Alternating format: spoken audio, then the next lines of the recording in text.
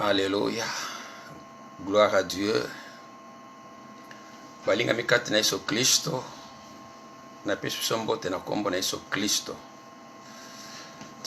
Tika ete bisike zwami yo vraiment au passé journée malamu. To passé susuma wa moko malamu bisonyos.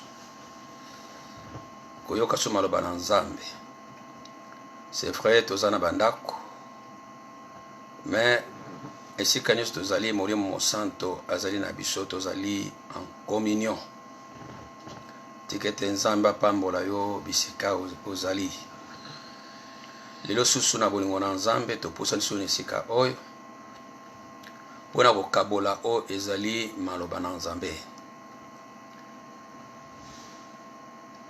Yo nzambo yo leki na monene mojalisi nangu ya mingibe yo jalisa kilo lampe mokili yo salion sona bolingo be nzambe nzambe nanke mbonzambe nanguya tosanjola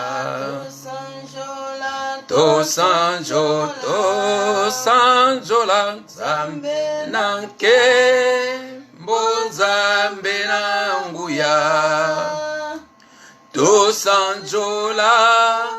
tosanjola matondo mingi epai na yo mokonzi na manso yo saleli biso lelo tika nkombo na yo ekumisama lelo lobi kona lobi ko nzambe nzambe nanke mbonzambe nanguya tosanjola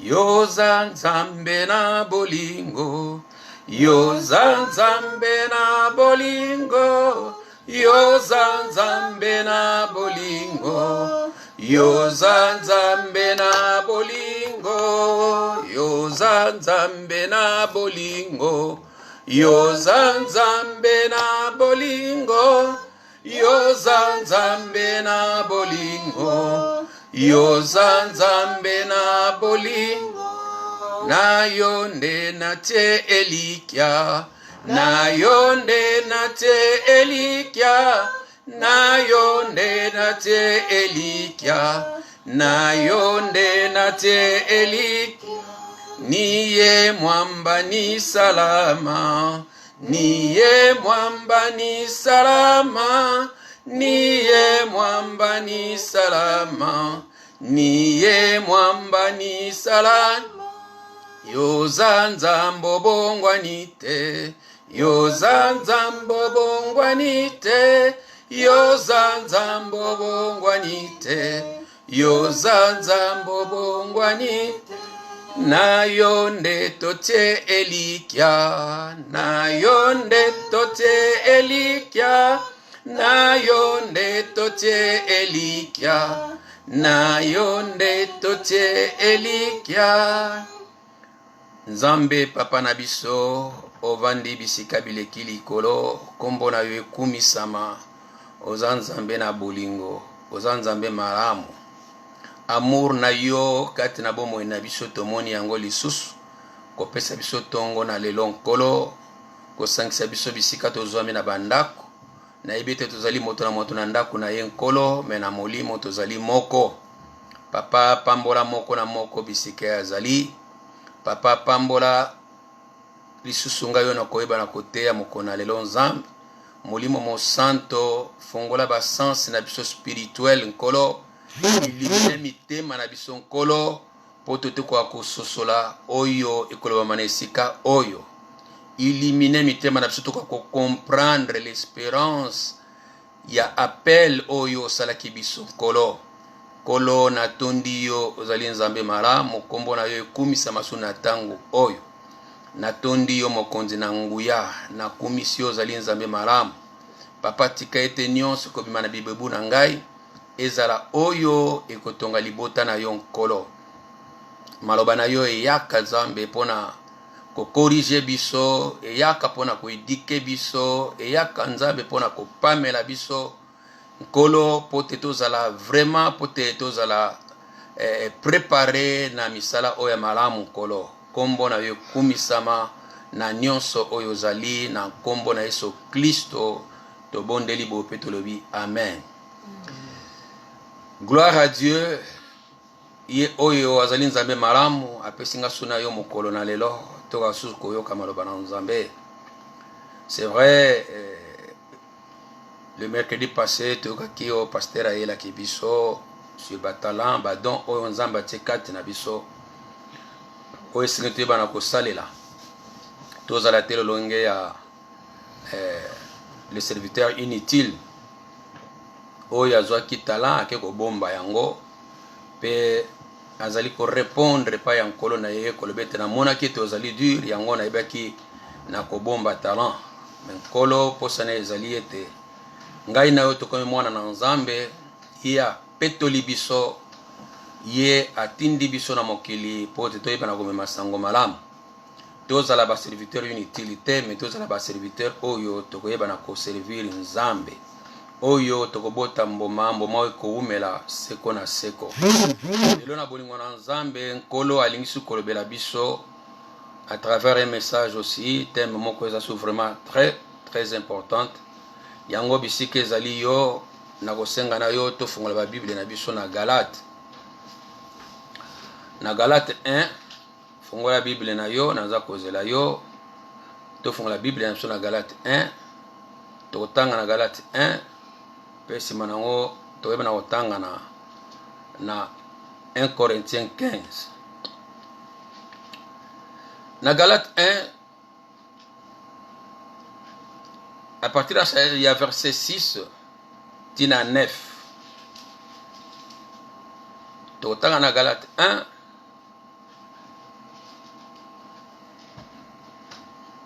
verset 6 tina 9 pe nsima nango tokotanga na Galate 3 de 1 tina 4 kuna tokotanga na kombo na Yesu Kristo. Je m'étonne que vous vous détourniez si promptement de celui qui vous a appelé par la grâce de Christ pour passer à un autre évangile.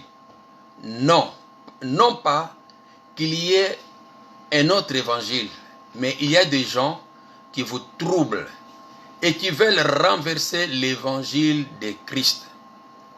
Mais quand nous-mêmes, quand un ange du ciel annoncerait un autre évangile que celui que nous vous avons prêché, qu'il soit anathème. Nous l'avons dit précédemment et je le répète à cette heure. Si quelqu'un vous annonce un autre évangile que celui que vous avez reçu, qu'il soit anathème. Donc, dans le chapitre 3, il y a Galate, de 1 à 4, ô Galate, dépourvu de sens. Dans la Bible, ô Galate, insensé, qui vous a fasciné, vous aux yeux de qui Jésus-Christ a été peint comme crucifié. Voici seulement ce que je vais apprendre de vous, et c'est par les œuvres de la loi que vous avez reçu l'Esprit, ou par la prédication de la foi. Êtes-vous tellement dépourvu de sens? Après avoir commencé par l'Esprit, voulez-vous maintenant finir par la chair? Par la chair. Avez-vous tant souffert en vain? Si toutefois c'est en vain. Totangi na Corinthiens 1:15 et 1:4.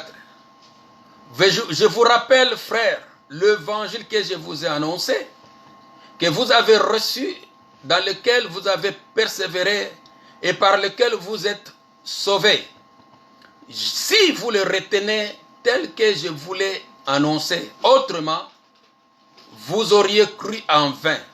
Je vous ai enseigné avant tout, comme je l'avais aussi reçu, que Christ est mort pour nos péchés, selon les Écritures, qu'il est enseveli et qu'il est ressuscité le 3e jour, selon les Écritures. Amen. Zambé, Papa Nalola, encore une fois, nous te glorifions, Seigneur. Papa, Tangwe Kokin Zambé, glorifie-toi, Seigneur, et glorifie ta parole, Seigneur. Tikete maloba oyo kobimana bibebu na ngai Nzambe, esungata moto moko nkolo. Elongola moto moko Nzambe, oyo abungaki nzela na yo to oyo azali ya kokosama azonga na voix na yo na kombo na Yesu Kristo mokonzi mobikisi pe mbatele malamu. Merci Seigneur Jésus. Molinga mikati na Yesu Kristo na oto utukotanga na mokolo na lelo, thème na biso ezali un seul évangile. Évangile ezaka moko. Sango malamu ezaka moko o Yesu Kristo amemela kibiso. Ezami balete, ezami satote. Neango ezali de grande importance. Ngai na yo tososola évangile nini oyo Yesu Kristo amemela kibiso. Oyo bayekoli bateyaki. Oyo biso pe sengi tokuteye bana koteya. Pote na temps oto komi eza bata moko difficile. Bata oyo molimo na Nzambe azali kolobeke na tango na suka bato bako abandonner la sainte doctrine. Bako yeba na s'attacher na ba doctrine des démons. Et apôtre Paul azali kolobesa su na Timothée kuna na 2 Timothée 3 na 1:4 azali kolobete na tango na suka bato bako supporter te la sainte doctrine. Bako s'attacher na ba fable. Bako sepela na masolo na mateya oyo ko sepelisa bango. Bako mipesa ba docteur ebele. Donc ba enseignant ebele. Mais jamais bako arriver ya koyeba oyo ezali solo. Bien-aimé na bondeli yo na kombo na Yesu Kristo, ngana yo tozala na se na biloko wana te oyo le Saint-Esprit alobi na tango na suka. C'est pourquoi ngai mwana na Nzambe fo nazala vraiment trop prudent. Nayeba nani nazali koyoka, nani nazali kolanda. Pote monguna asepela kate pe asepela tenga na yo ndeto ndimaki Yesu Kristo. E na sena etumbo tozali na yango posa na ezali abimisa ngai na yo na nzela. Lolenga apôtre Paul azali kolobala ba Corinthiens ke naza kobanga ke lolenge le serpent nyoka ebege na kokosa Eve pengana eto yeba na kokosa mapeto yeba na ko se détourner na o ezali Yesu Masia kopesa mokongo na Christ. Bien-aimé dans le Seigneur, Nzambo ya benga kinga na yo alinginga na yo mingi. Pe alingi te bana kobika, mais to kobika bobele soki to retenir kino na suka oyo biso to baki na kozwa uta na ebandeli. Soki to se détourner na foi, to koyeba na ko se perdre. Yango un serviteur de Dieu, surtout ministère tozako exercer biso babengi pastorat. Toujours le lenga apôtre Paul azali kolobana na Timothée alobi na ye na 1 wana na 1 Timothée 1 kuna alobi natikaki yo na Éphèse afin que otalisa bato baenseignaka ba fausse doctrine te. La sainte doctrine ezaka moko, l'évangile ezaka moko, eza mibale te. Alors eza vraiment très important chrétien nyonso ayeba maloba na Nzambe, ayeba la sainte doctrine. Soki yo yebi la sainte doctrine, c'est alors que koyeba na ko détecter o ezali ya mabe. Soki yo yebi yango te, oko memama na o ya mabe. Okoyeba te so bimaki na nzela. C'est pourquoi ezali très important Kristo azali koyeba na kotinda biso alobi. Tokende tozalisa bato nyonso bayekoli na ye. To enseigner bango. Nyonso o ya enseignaki biso. Alors eza vraiment eloko botuya ngana yo toyeba la sainte doctrine nini o Yesu ateyaki pe biso totambola na yango. Pote ba doctrine ya mabe ebandi lelo te, ebandi uta kala. Ba yekoli ba souffraki yango. Yesu Christ atalisi biso yango qu'il y aura des faux parmi vous. Ba ko se glisser na kati na église. Ba ko se présenter comme de brebis mais baza balou. Abi bokeba na bango. Alors ngana otokeba na ba fausse doctrine oye koti, oye za ko tambola na internet. Yo yebite. Tanto yo yebite poto yo yeba yango sengeli o yeba bien la sainte doctrine o comprendre que réellement ba doctrine mingi tozolanda si tobumaki na tobumaki libanda na doctrine ya solo. Na balettre nous apôtre Paul a kebisaki l'église. A kebisaki église à Colosse, azolobila l'église à Colosse sur des faux docteurs, des faux enseignements. A kebisaki l'église nyonso. Pierre na 2 Pierre azo kebisa biso na basali na lokuta tokeba na mateya na bango. Alors c'est très important ngano mwana na beso bana na Nzambe to yeba na ko se raciner te bana ko vanda na ba enseignement lo lenge so Kristo alakisa ba yekoli lo lenge ba yekoli ba teyaki yango ti e comme biso na mokolo na lelo kozala tozala vraiment lo lenge ya ba chrétien ya bere oyo bandimaki bindimela te. Mais obana kotalisa bango azui Bible na ye atangi, alandi, à comprendre que réellement muto eloko aza kote yange eza ya solo. Alors c'est très important ngana toyeba maloba na Nzambe. Alors esika toti kotanga le même problème ezali ko se poser na église ya Galate. Église ya Galate, apôtre Paul ateyaki bango maloba na Nzambe, ateyaki bango évangile, bandimelaki Yesu Christ, babiki samaki. Mais église oyo, il y a des faux. Le faux docteur ba koti na kati na église. Babandi kote ya bango biloko mosusu. Babandi kotalisa bino, bakotalisa bango ndenge bondimaki Yesu Kristo, bobiki samite. Mais sengeli na bino bondimela pe mibeko, loi. Bazali kolinga kozongisa bango na ba circoncision.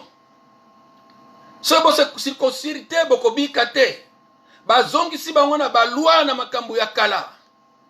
Et apôtre Paul azali koyeba na kokomela bango. Lolenge te kotenga tanga na sika oyo. Chapitre 1 ya Galate. Verset chapitre 1 ya Galate à partir du verset 6 kuna. Alobina bango eloko oyo pe azali koloba na ngana yo mokolo na lelo. Puisque na mokolo na lelo ba fausse doctrine ezotambola mingi. Nazali koyeba ko mona ngo na internet. Nazali ko mona ngo bandimi mingi bakangami na ba fausse doctrine wana baza komi yeba te. Melona linga na to kangola manase na biloko tozolanda mingi na ba internet. Biloko tozolanda mingi na ba telefone. Tokeba na yango. Eloko azali koloba na sika oyo alobi. Nazaliko Kama, je m'étonne que vous vous détourniez si promptement de celui qui vous a appelé par la grâce de Christ. Nazako Kama mingi, bozaliko pesa, mokongo na oya benga kibino, nzambo ya benga kibino, na ngolu na Yesu Kristo, na Christ. Pote boleka na évangile mosusu. Évangile eza nini? Ezali bonne nouvelle. bonne nouvelle nini oyo bayekoli bateyaki fona yebango malam. Apôtre Paul n'a dit que non pas qu'il y ait un autre évangile. Évangile mosusu ezali te. Ezami balete, ezami satute. Ezaka moko évangile, un seul évangile. Et évangile wana yango ngana yo chrétien nous sengela yeba. Pe sa racine na yango, azala ferme na yango, a bougé te. Na évangile oyo ete yamaki. Alors les ali très importante koyeba ete évangile moko oyo apôtre Paul azali kolobela. Eza nini oyo bango bateyaki. Évangile yango eza nini, mindimi mingi toyebi te évangile eza nini. Nasuki kaka la bonne nouvelle. Mais mingi bakoko yela biso tout ça bonne nouvelle. Mais bonne nouvelle wana eza l'évangile te Yesu Christ atalisaki. L'évangile yango te baye koli batalisaki. Alors tango tokena 1 Corinthiens, apôtre Paul dans 1 Corinthiens 15, 1-4, kuna apôtre Paul azotalisa évangile nini oyo ba memelaki bato oyo bato babikaki na yango. Alors je vous rappelle frères, l'évangile que je vous ai annoncé, que vous avez reçu, oyo bino boyambaki, dans lequel vous avez persévéré, et par lequel vous êtes sauvés. L'évangile epé sakalobiko. Sangomalamu epé sakalobiko. Tobiki sama pote tondimaki sangomalamu. Alors, par lequel vous êtes sauvés, si vous les retenez tel que je vous l'ai annoncé. Donc, biki na yango, soki bino boko simba yango, boko batele yango, ndenge nga natanisaki bino. Soki yos o changé, obimi libanda, obungi. Donc, yango eza 13 capital nga note ba l'évangile o ba yekoli bateyaki. Alors, bien oyo, soki boko batele yango, tina suka, non, si je vous ai annoncé, ce que vous battez, on a la kisa kibino. Autrement, vous auriez cru en vain. Ce qui te batte la té, oh, eza évangile. Ce qui te simba yango te tina suka, tondima ki pona pamba. Et à continuer le bi, je vous ai annoncé avant tout. Évangile yatalisaki ba Corinthiens yangoyo. Évangile bango bana okende koteya. Oyo tozulaki lobiko. Albi comme je l'avais aussi reçu. Hier apôtre Paul, l'évangile bateya ki ngote mais yazo qui ont par révélation de Jésus-Christ directement. Mais abandaki kote lera abandi koteya na Galate 2 nazotalisaki akendeki ateya teyi na rabia akendeki mais akendeki akutana ba yekoli pote akima mbangu ya pamba te. Ekuna bayokana ki bamoni ke évangile azote eza yango wana. Donc révélation azo ki c'est vrai. L'évangile yango wana. Et évangile yango ya talisaki yango akomine sika oyo. Oyo esengeli ba koreti ba yeba na ko retenir. Évangile yango ateyaki na bagalate. Oyo esengeli ba yeba na ko retenir. Évangile ngana yo to yambaki. Oyo esengeli to yeba na ko retenir. Alobi je vous ai enseigné avant tout, comme je l'avais aussi reçu.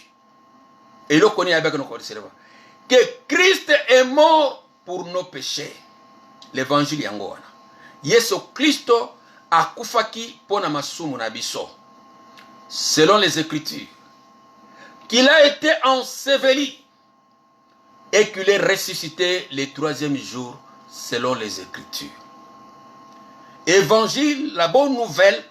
Ezali ete Yesu Kristo akufaki pona masumu na biso. Akundamaki pe asekwaki. Yango ndeza témoignage oba yekoli babanda kende kolakisa bato. Soki yondimi yango te Jésus et le Christ akufaki pe asekwaki pona masumu na biso ozwi lobiko. Oya kondima yango azwi lobiko.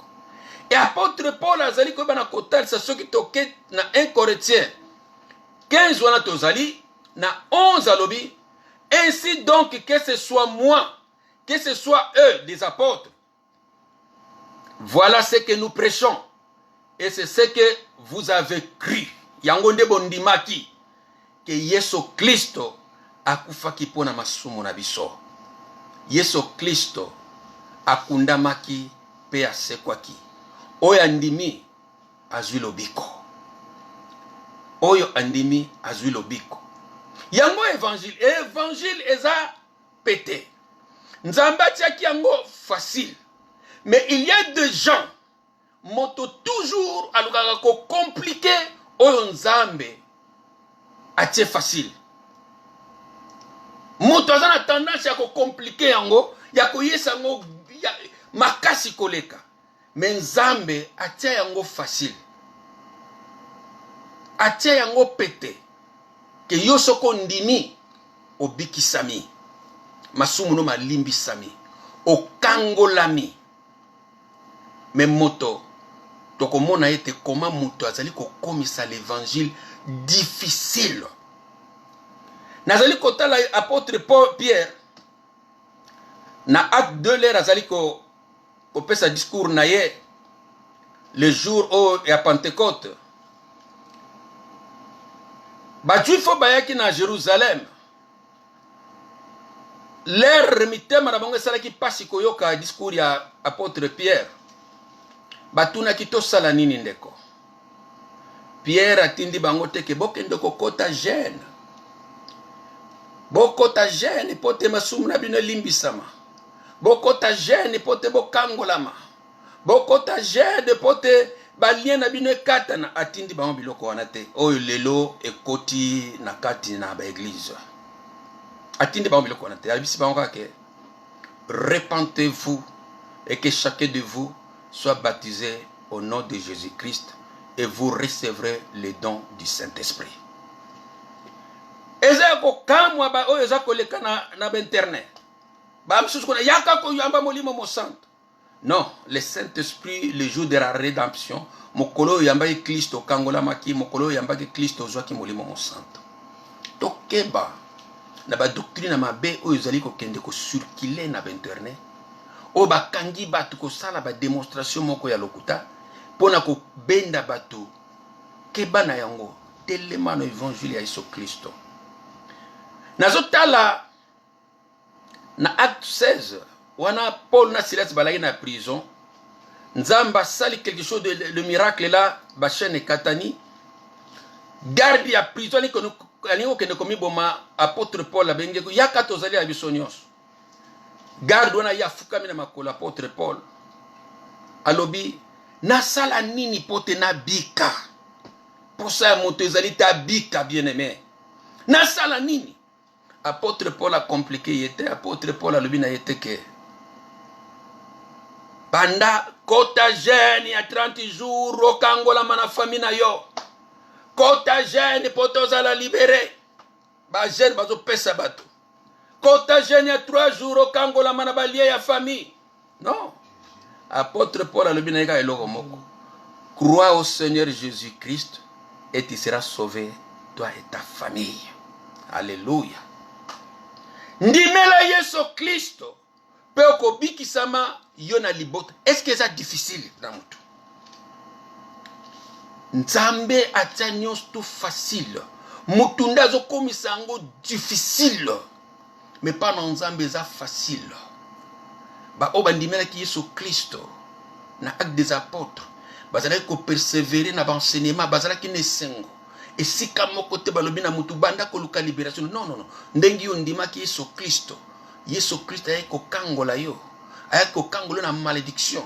Ay ko kangola yo na malédiction ya la loi. Ay ko kangola yo na puissance des mondes des ténèbres. Ay ko kangola yo na puissance du péché, vous allez ko retenir yo. À commission libre. Si le Fils de l'homme vous a franchi, vous serez réellement libre. Amen. Hermano, bien-aimé dans le Seigneur. C'est la foi, c'est par la foi que vous allez recevoir biloko wana. Ce n'est pas le fort na yo. L'église ya Galate, bandimela qui est sur Christ par la foi babiki sami c'est facile ba croire l'évangile oyo ya Yesu Kristo mais bango wana bateyi mosusu bazali koleka ba fo babandi koleka babandi ko kotalisa bango évangile mosusu évangile kuna za komona ngone ba internet za kotambola yo poko kozala moko ba oyo koti okotaka ba jeune nuna mayele okotaka ba jeune na yo zo luka libération na yo soki Yesu Kristo akangoli yo te okotikala kokangola mate kokangola mezana effort moko te kobikisa mezana fort moko te le sali ezali ko englober nyonso Yesu akangola ki ndambo te les gens disent que akangoli yo ndambo atiki ndambo non si le fils de l'homme vous a franchi vous serez réellement libre. C'est par la foi, non par les œuvres, ni par ton effort. Et ça, ma casse na yote. Parce que nzambe soka tchaki condition na sena biloko wana. Ya salut. Bansu banga ba koka bansu banga kokate. Soke Seigneur qui pona connaissance. Bansu baza mayele banga ba zo bansu banga ba zoate. Soke zale pona mbongo. Ba o bazana mbongo bakozwa lobiko ba o bazangi mbongo bakozwa te. Yango nzamba sala yango gratuit. Eza ya ofele. Quand on parle de la grâce eza gratuit. Ndenge na Ephésiens 2 kuna bazali koloba na biso na 8-9. Car c'est par la grâce que vous êtes sauvés. La grâce c'est gratuit. Que ceux qui ont le par la force, ça le même rêve que l'église à Galate Basalaki. C'est par la grâce que vous êtes sauvés, gratuit, offert, par le moyen de la foi. Yondimi, ondimi, ndengondima qui obiki sami, ozui lobiko eza ko englober nyonso eza ndambu te. Kenzamba tiki ba lien alongo abikisho ndambo atiki semo bimba abikisi nani babikisaka mutu aza na danger ngana tolaki na danger ya kufa tozalaki ba esclave yango bazo bakenda abeke na kokangola biso na bowumbu tozalaki ba esclave ya Satan aye kokangola ngai na yo ayebeki na ko affranchir biso toza libre naza libre bien aimé mais ba évangile yo ya lokuta yango nde mutu eza ozokanisa ke ozalaka na balien yango mutu eza kozongisa yo sima l'évangile ya lokuta ezongisaka bato avant la croix avant ke yo ndimela donc azoloba ke oyo osalaka kala ekangama kaka ti lelo donc ndenge ondimelaki ondimana okangolama na yo te ça c'est faux ntango yo ndimi yesu obikisami totalement oza libéré totalement du monde de ténèbres okomi ya nzambe nzambe alongoli yo na monde de ténèbres ozalaki ameni yo na monde de lumière okomi mwana ya royaume des cieux okomi mwana na ye obikisami okangolami yango apôtre Jean azali koloba à celui qui nous a aimés il nous a délivrés ce qui nous a délivrés te comment okoma mwana na nzambe il nous a délivrés il nous a lavés il a fait de nous un royaume de sacrificateurs pour la gloire de Dieu. Hein? Pourquoi tu veux comprendre ma commis mon santo t'es bien aimé? Pourquoi? Tu veux sosolater, tu veux toujours sima. Ye oya linga ki biso. Akangola ki biso. Asokola ki biso na makila na ye. Akomisi biso royaume ya ba sacrificateur. Sikoyo balien nino bayela kayo tango nyonso ekoma ko circuler na monde ya ba congolais. Yo chrétien lien nino bayela kayo toujours bazozong soko kangama na famille okangama na oyo yo kangama na oyo loko oyo obaloka yo mwana na nzambe. Est-ce que nous pouvons vraiment toko banda ko considérer nzambe papa na biso? Ngai comme papa je n'accepterai na ko ndimate ke mwana na ngai babeta ka ye na munguna. Nako tuna te so na ye na ko kota bitumba wana. Potaza mwana na ngai. Banda ko talaka yo papa ndeno linga mwana na yo mama. Omona mwana no babeta ka ye. Yo ko tika mwana no babeta ka ye. Siko ba chrétien ba koma ko beta beta bango na Satan na yebite ba évangile wende utu wapi? Est-ce que Dieu est notre papa? Est-ce que tu considères Dieu papa? Non, bien-aimé. Tous à la sérieux, na vie chrétienne, tous au matin, tous au tambour. Tokeba, ce qui n'a dévié, n'a perdre. C'est pourquoi il faut ça beaucoup d'attention. Christ a lobby. Attention. Il y aura des faux prophètes parmi vous. A qui bisi biso?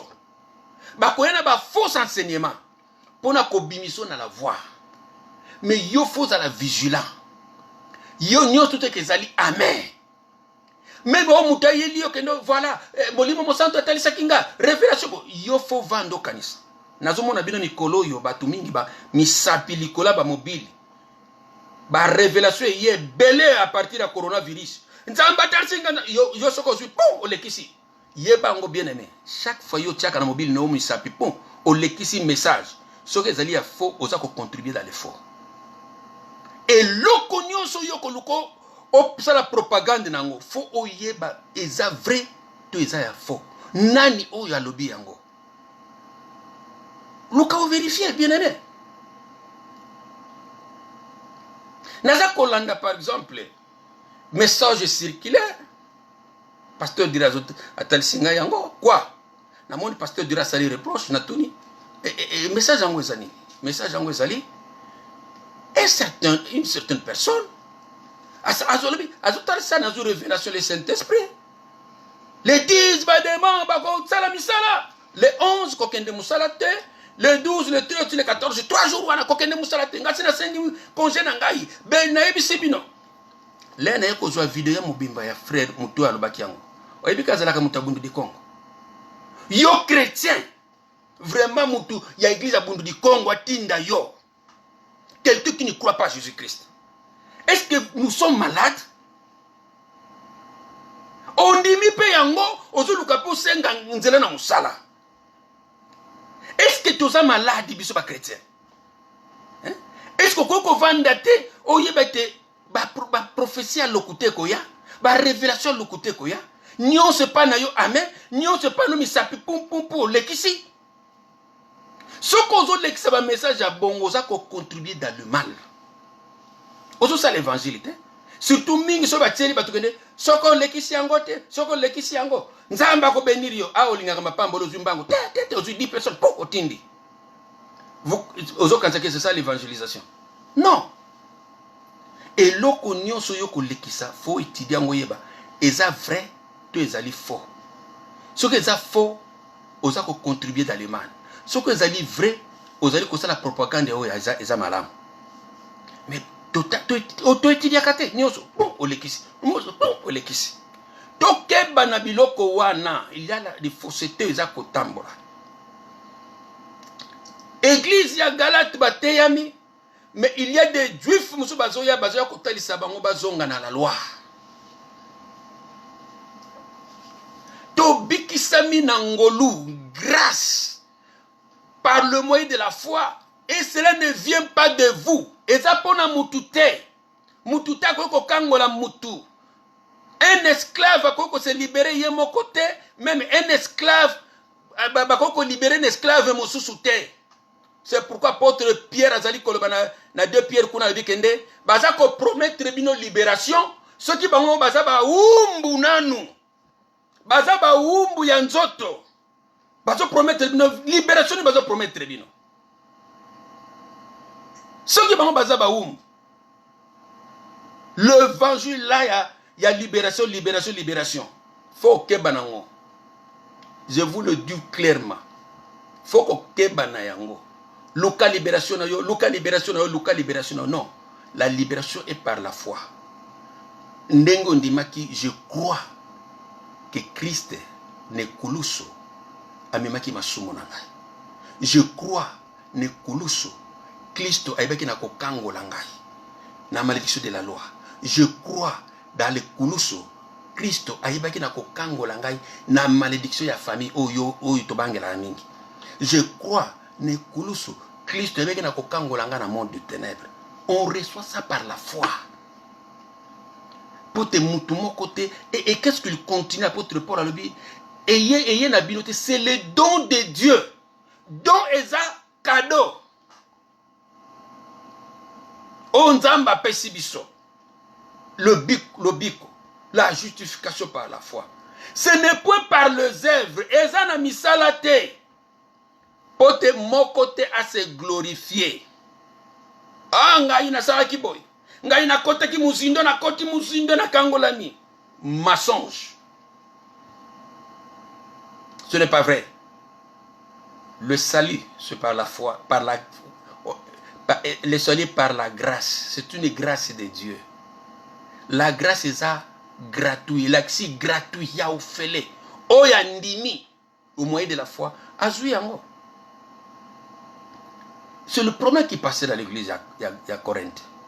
Bandimili Yesu par la grâce. Mais babandi kondima lisusu.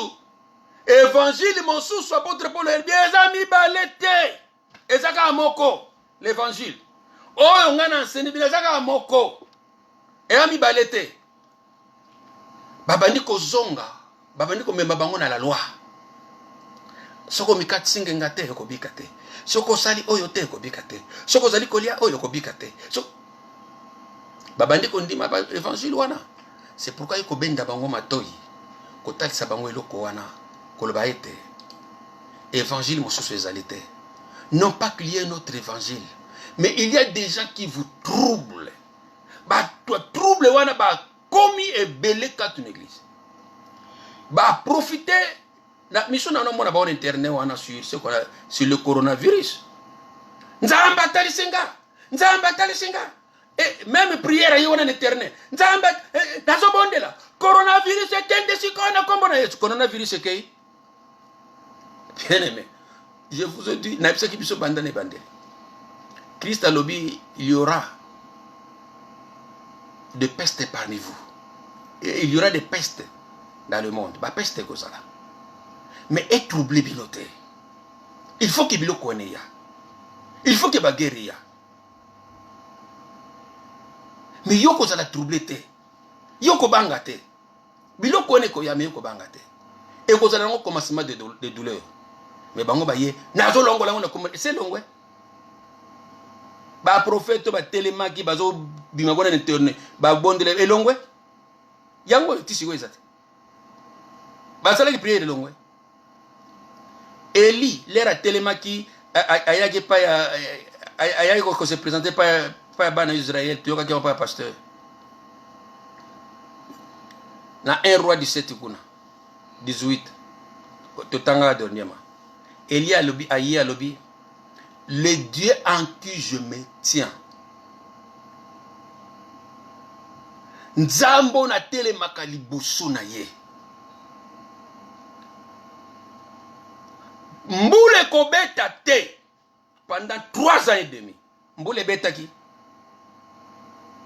Tangu nzamba lobi na ye kende shikoyo. Okendo kutana na le roi ka. L'era bonde la kimbule zonga. Mbule beta kito e beta kite. Yo ye, olebi oza prophète. Nzamba ye bisinga. Coronavirus ukende. Tela ba morti siko kuna na États-Unis. Bakei? Ekei? Ndenge yake kukende maleme. Toke bana ba fo.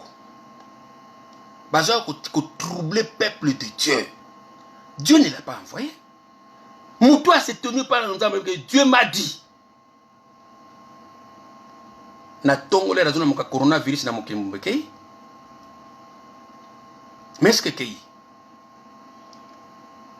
Ça sont des batouana ba ko troubler l'église. Nous devons faire beaucoup d'attention, bien-aimés. Toke banabiloko oyo. Moïse a ka telemi libosa pharaon. Tika peuple nanga ba kende ko servir ngai. Ba grenouille etondi tina palais royal. Pharaon a bengisi alobi. Atuni Moïse albino lingi ni no ba grenouille ba longa na ko tika bokende. Moïse albino na tongo grenouille moko te ko tika na. Tongo le ne tanga tanaki grenouille azalaki su na Égypte. Est-ce que grenouille azalaki sous? Pour ce sont des gens o nzamba lobela ki pe bayoka ki nzambe ya solo.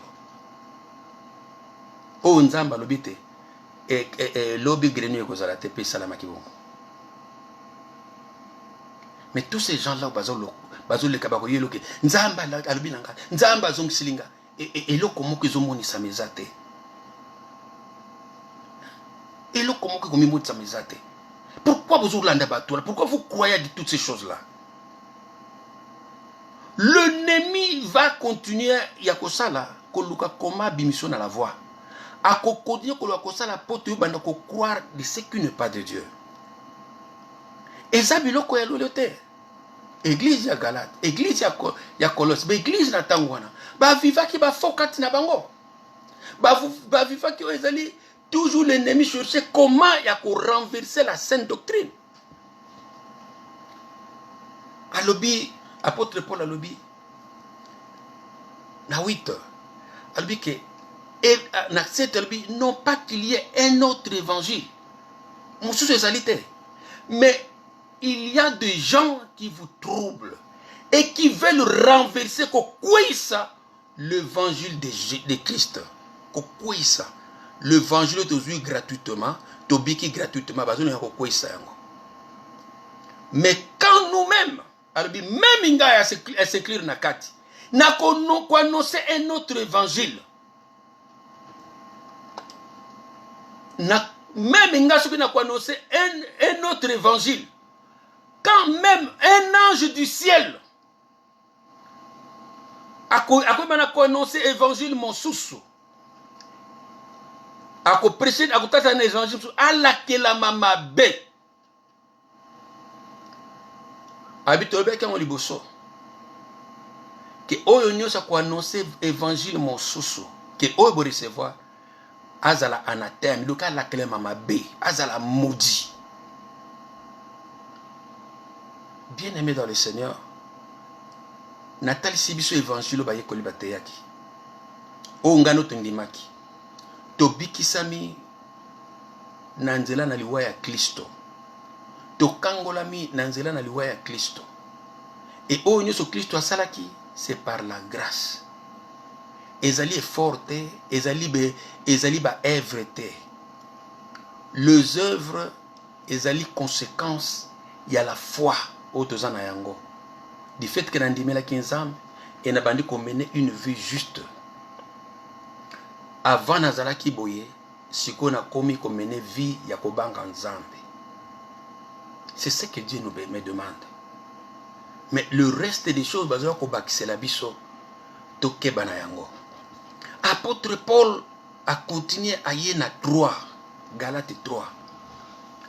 Oh Galates, dépourvu de sens. Ba essence ba zoba. Ba yoko espagnol na Bible espagnol ba tonto. Ba zoba. Qui vous a fasciné? Vous a fasciné zali na Bible espagnol balobi était nani yango a embrujar bino, nani yango nani yango a loki bino oyo Nathalie Saki la croix de Jésus, la mort de Jésus. Nani yango iko kosa bino, nani yango envoûté bino to benga envoûtement. Ozo yeba lisusu te, ozo kende nzela mabe, ozo yeba te nzela malamu bosani yango. Nani yango envoûté bino? Hein? Voici seulement ce que je veux apprendre de vous. On a yo kapana bino. Est-ce que par les œuvres de la loi que vous avez reçu l'esprit ou par la prédication de la foi? On a reçu le Saint-Esprit par la prédication de la foi. On dit mais Jésus Christ, il y a un place toujours que le don du Saint-Esprit, toujours le baptême, toujours le don du Saint-Esprit. Pourquoi tu l'as dit matin? Pourquoi tu as dit landa biloko bazo tal sabiso? Est-ce que par les œuvres de la loi? 3. Êtes-vous tellement dépourvu de sens? Boza penza bazoba ya koleka? Après avoir commencé par l'esprit, bino mutu bobandi na molimo, boliko suki sana nzoto. Ngana otondimaki Yesu Kristo na molimo. Tobiki sami, tozui molimo mo santo bateki biso évangile. Quand on était à Kinshasa, on dit, mais là, ils sont clés, on va se mettre. C'est un gros qui. C'est quoi, on va se là, yo. Frère, local libération. Yaba Koko. Kota 4 jours, il y a jeune. Kota 5 jours, il y a jeune. Bien aimé, vous croyez qu'un effort ne peut se libérer? Est-ce qu'un esclave peut libérer un esclave? Tu as dit esclave et Jésus-Christ a été libéré. Et tu as dit qu'on dit par la foi, tu as dit. Si tu as dit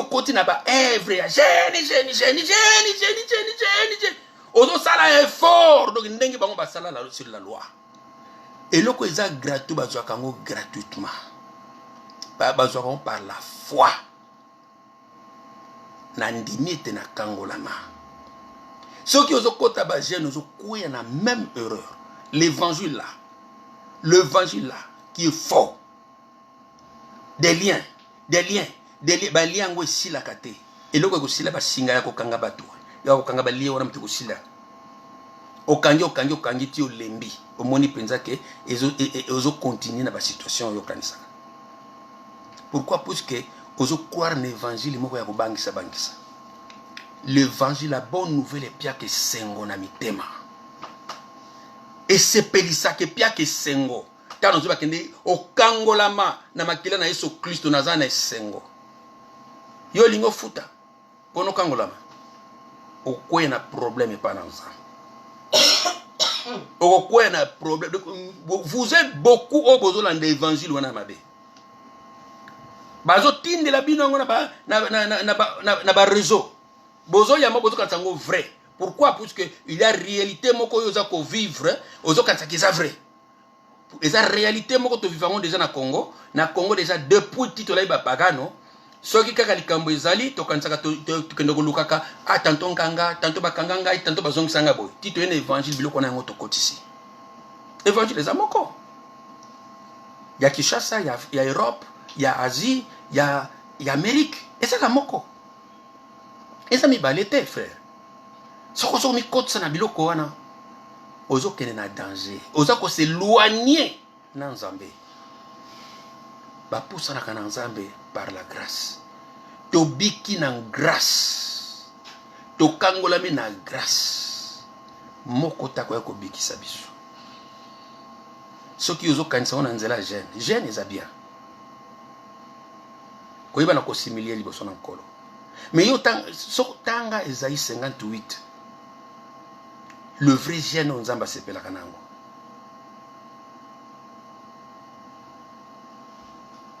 Le vrai jeune on Nzamba sepela kanango c'est quoi?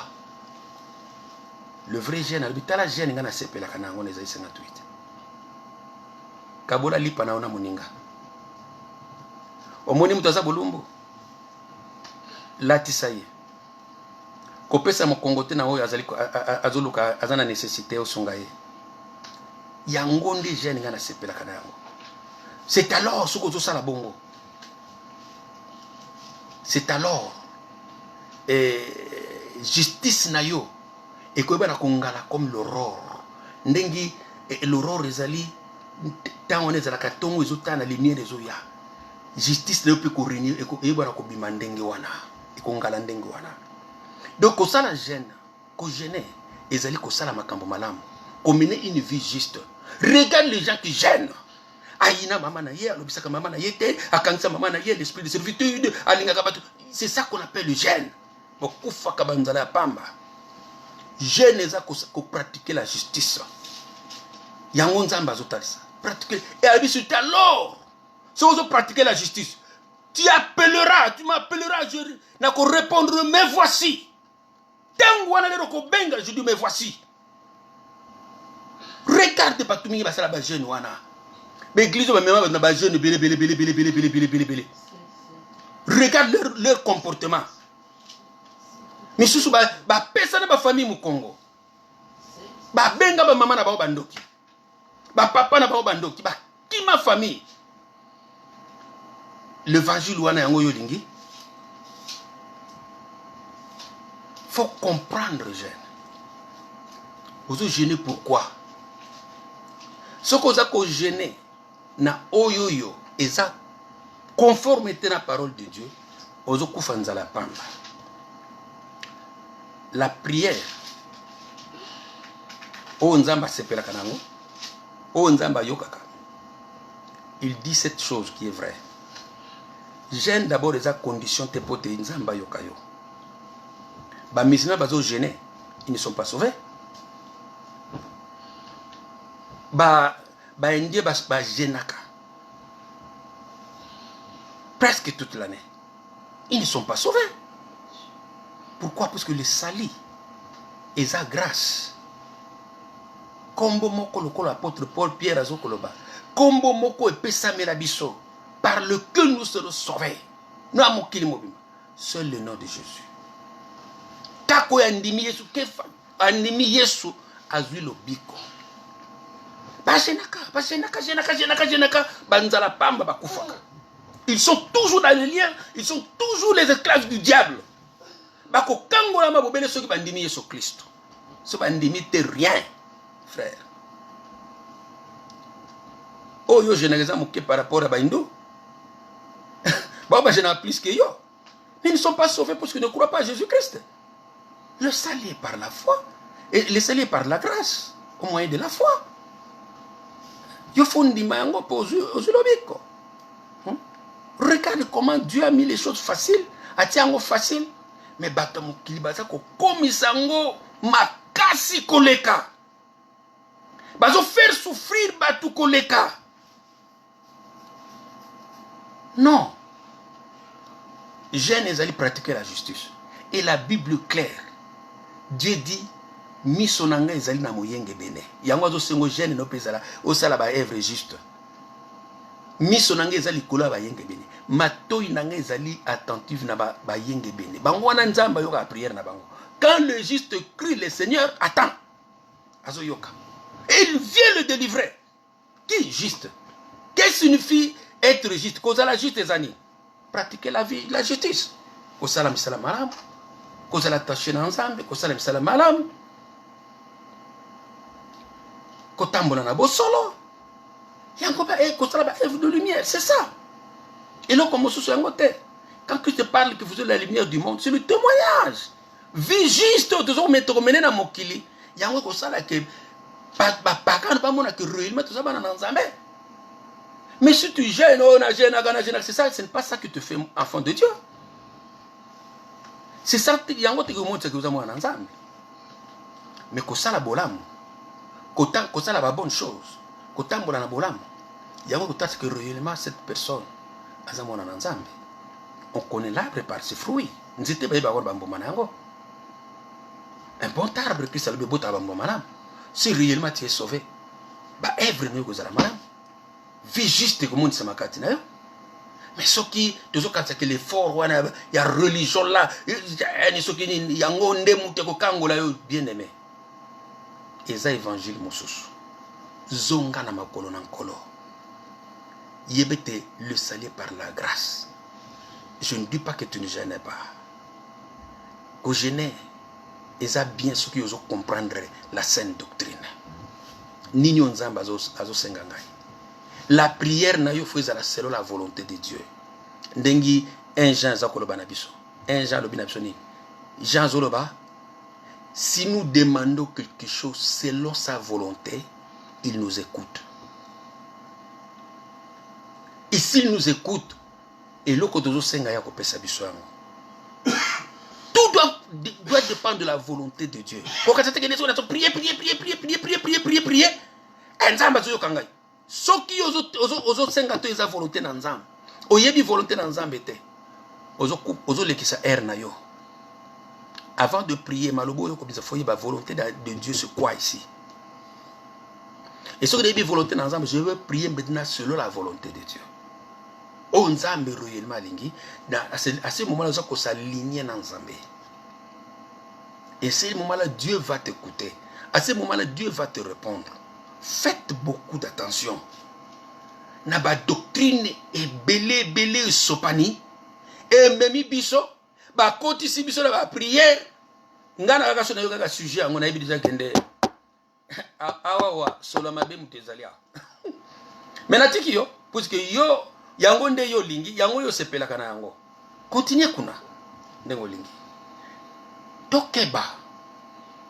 Le Saint-Esprit dit expressement. Bolimo mo santo lobby. Dans les derniers temps, les gens vont abandonner la sainte doctrine pour s'attacher à des doctrines de démons. Des doctrines de démons circulaires.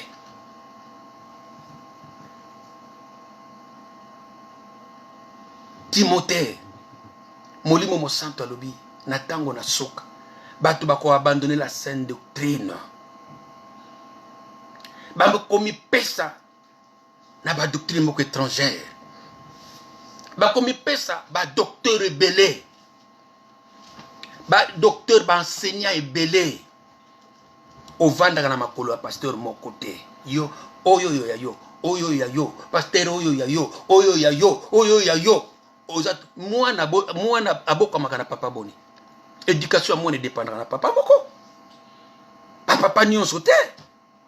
O vanda na makolo ya nani? Oyo zo enseignement. Vous croyez que bango nyonso tout ka il faut yoka ba nyonso. Ko yoka ça bien. Mais ceux qui ont yebi déjà la sainte doctrine, o ko yeba tango côté d'intérêt ko yeba ko juger. Bien là non non, oh pasteur le ko lebisa bongo te. Mais du fait que nano yebite pour que vanda pe na makolo ya basalite, nyonso ba ko enseigner bandi ko lia yango. Et moyen vérité au côté la ko yeba yango te. Parce qu'ils vont se donner beaucoup de docteurs. Olandaka oyo landaka oyo landaka oyo landaka oyo landaka oyo landaka oyo landaka oyo yango na yango yango na yango na yango na yango na yango. Bible na yo ozwaka tanto vanda nango tika na banda ko étudier les écritures. Nini bakoma awa. Ah nzamba lobi nini awa lesika oyo. Pote yo moko ozwa connaissance. Ozwa Bible kango bwa kote kuna. Papa obandi kolanda. Pasteur siko yo yebite nyoso wako loba yo ozo dundango. Ozo liango. Ozo ndimango. Mais ce que yebaki tango kota eloko pasteur ya lobi eza bongo te. Na Bible ba koma eloko mosusu. Maloba na nzambe fulu kakati na bino. Moto a fulu kisemi na maloba na nzambe. Moto azana miso kofunga mazo comprendre la sainte doctrine. Moto akokosa ya zalite. Moto akokosa ya zalite bien aimé. Zonge na nzambe. Keba.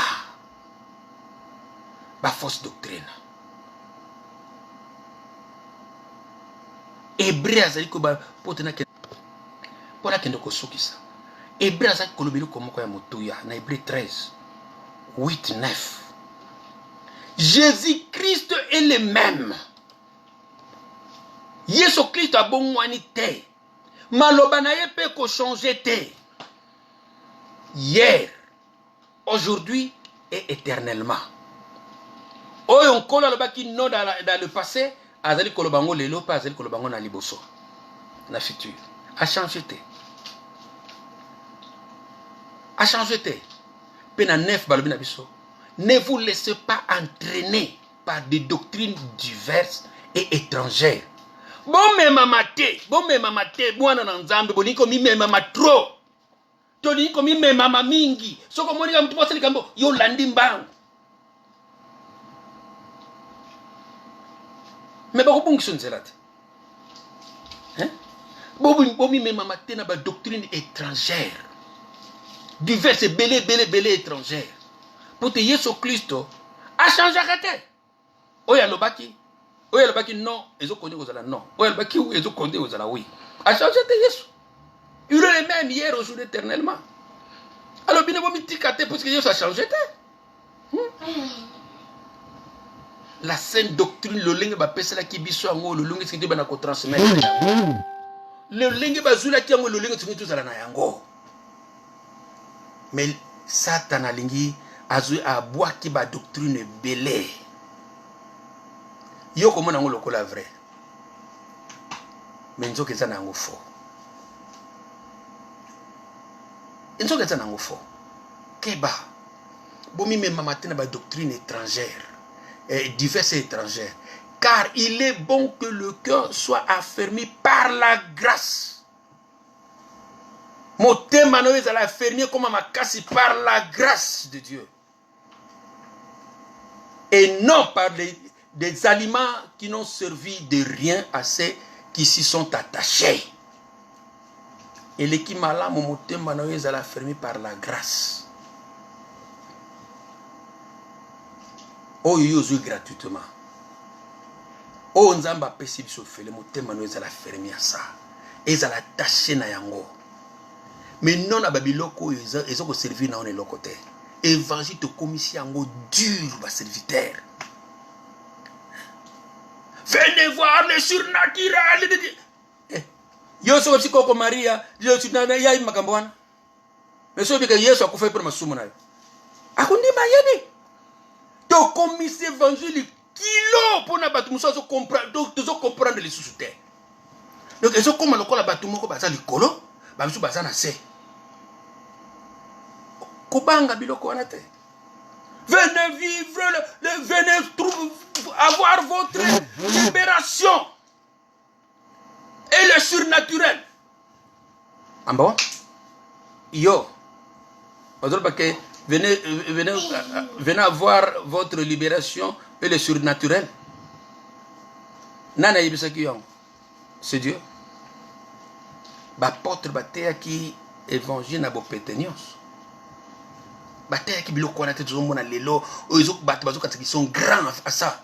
Ça c'est l'orgueil humain.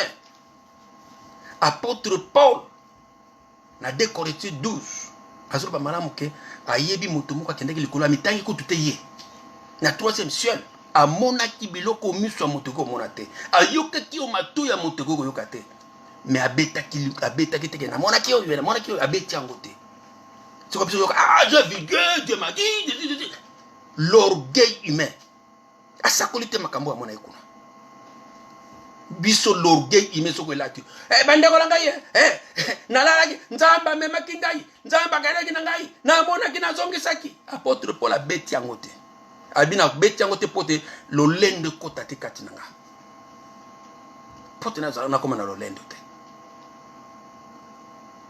Les gens sont là surnaturels yo tangi na Bible o tangi na Nouveau Testament bikende aller chercher les surnaturels batindi biso biloko wana balobi oyo ayiba katika koyiba oyo atonga katika kotonga mwasi na ndumba atikaki ndumba yango basengi biso.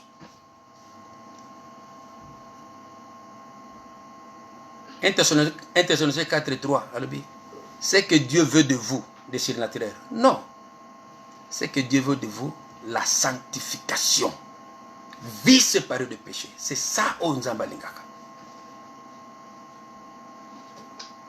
C'est ça ce que Dieu veut. Les gens veulent se faire grand.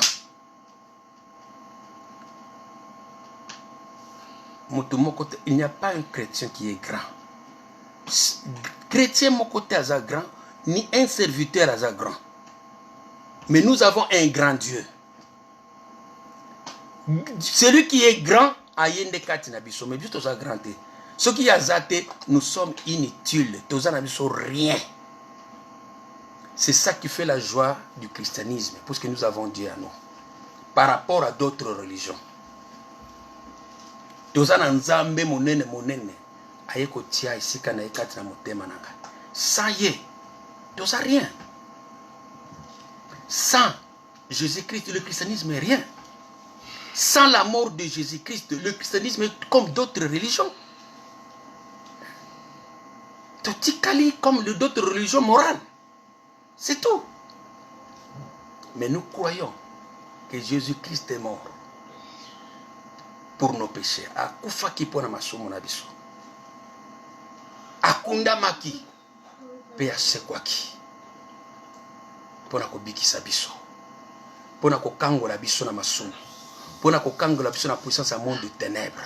Pona ko kangola biso na puissance à Satan. C'est ça que nous croyons. C'est ça l'évangile de Dieu. C'est ça l'évangile que l'apôtre Batéa qui peut bâtir la Kibiso. Il nous a délivrés déjà. Tant que nous qui tout croyons à ça. Kobanda ko lukato ça l'effort ya yomoko pour gagner ce qui a été donné par la grâce. Okozanga sengo ya lobiko. Okozanga ko vivre la liberté que nous avons en Christ. Oko vivre en côté. okozala toujours komitungisama e nakanisi ndoto yango awa nakanisi yango azali e molimo ngo yango bana vivre yango ba chrétien babanga ba chrétien aza chrétien mabanga mais nous avons l'assurance là na vandika oh na kangola ma ponge na kimia na komitungisama tina biloko wana keba bien aimé que Dieu vous bénisse frère keba l'église nyonso tout oyo bakomeli biso bazalaki na danger wana ya ba fausse doctrine nazomona yango ebele nazoyoka yango ebele nazomona yango le faux prophète nazomona bango na oyo baza kotinda ngai okotinda nga te okotinda ngai teke oh tel jour vando bondela parce que jour aonga na bondela kana déjà na calendrier nanga chaque jour na bondela kati Christ a prier sans cesse et que jour yo opesa ngo le 7 et le 8 je n'ai pas besoin de ça parce que chaque jour ngana bondela ko yela nga le 8 te Christ a prier sans cesse ngana yebi yo oyela nga le 8 oyela nga le 6 na yebi soko zanani na yebi vina yo na yebi yo te ce n'est pas pour puisque mutalabi que un prophète dans un pasteur ngana kendo ko ndima nyonso ya le binanga prier sans cesse. Chaque jour, on a bon de la caillou, il y a des jours moko précis que les sept, n'a aucun contre ma bonne. Non, on a bon de la caillou, colonios. Je prie sans cesse. Il y a une Bible le binangai. Si on doit prier sans cesse, le 8 est en akatiwana. Le 7 est en akatiwana. Ce n'est pas parce que yom te yoko le bango, gala banake no kolanda yo. Non, na kolanda yo te. Parce que na yebiete na bon de la kanangai. Na bon de la déjà yo te mdoka au trouble ngai. Keba na tango na suka keba moko te ya kobotola yo priya sali na yo. Je le répète na bandeli yango l'évangile o esengeli yo bana ko retenir kino na suka Yesu Kristo akufaki pona masumu ya ngai na yo akundamaki pe asekwaki amimonisamaki epai na Cephas, amimonisamaki epai na 12, pe amimonisamaki na bato ebele. Apôtre Paul a dit ba misusu bazana no en vie. Na l'air wana balaki na no en vie o ba monaki Yesu Christ ressuscité. Ce qui Yesu Christ a c'est quoi quitter, foi na biso ezali vaine. Mais Yesu Christ a c'est quoi qui il est vivant, il est là à la droite de Dieu. Intercédera pour nous, frères. C'est ça notre assurance. Kobungisa yango te oyo yoki na mokolo na lelo. Et faites beaucoup d'attention. Yako yoka yoka so yoka prière. Il te monde la oyo, te côté na oyo. Non, toi tu dois étudier. Tu dois étudier. Oyo nani doctrine na zuta sangai. Faut yeba yango. Zala comme mondini abere. Que Dieu vous bénisse abondamment. Éternel notre Dieu, Papa, une fois de plus, na pesio merci aux alimalamu kolo. Nzambe na nguya nyonso. Yo lingi biso mingi yango zali kolobela biso kolo. Tika ete nzambe. Soki to mema maki kolo mena tango oyo tozonga. Koyeba o ezali l'évangile o ezali moko kaka oyo talisaki biso. Yesu Kristo okufaki pona masumu na biso. Okundamaki pe osekwaki pote biso to bomo ina seko. Okumbama osanzola mano mokonzi na nyonso ozali. Na pamboli ozali nzambe malamu. Nzambe na nguya nyonso na bondile na kombo na Yesu Kristo. Mutapesaka illumination ezali yo. Illuminer mitema ya peuple na yo. Pour te comprendre nzambe biangeli yo bengala kibiso. Pour te comprendre la sainte doctrine kolo. Yo lobi ete opesaka illumination na ba simple. Papa to mikitisi epai na yo. Nzambe continue kolobela biso, continue kofongola miso na biso ya motema. Pour te ko kososola volonté no ezali nini. Pe tu ko teba na kososola la sainte doctrine. Kombo na yo kumbama ozali nzambe malamu. Na kombo na yo Yesu Kristo to bondele upetolobi. Amen.